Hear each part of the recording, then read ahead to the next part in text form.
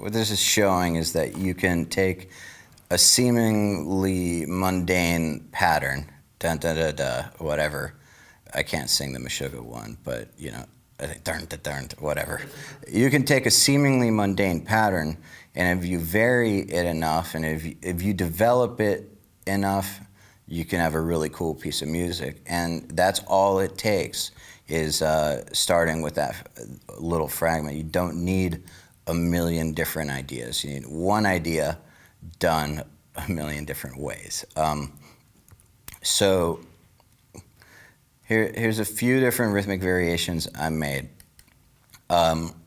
Basically, the idea is this. You just set a very tight constraint. Like you say, you're gonna make 4 bars of eighth notes and quarter notes. Like dun dun dun dun dun dun dun dun, whatever. Dun dun dun dun dun dun dun dun. It doesn't matter. Just decide what it's gonna be and make a few bars of it. So I made this.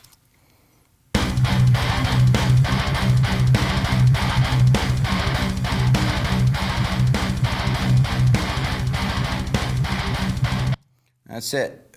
And if I was doing this exercise, I would just figure out 10 different ways to do that. And that's it. As you can see from those musical examples, that's all you need. Now, if I was trying to write something more badass, maybe I would set the constraints a little differently.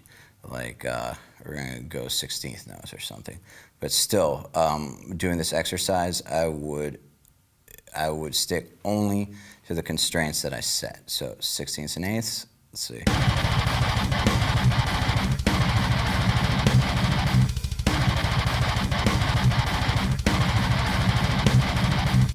Yeah, maybe that could turn into something. And the more of these you make, obviously the higher of a chance that you're gonna come up with something cool. So can I get the keynote back, please? Another thing to try, basically, is you should go through as many different rhythmical subdivisions as possible, and don't forget to throw in rests. That's another thing that you metal dudes need to realize, is that rests are a good thing. I made another one, and again, I don't know if I would turn it into a song or not, but it's not exactly the point of the exercise.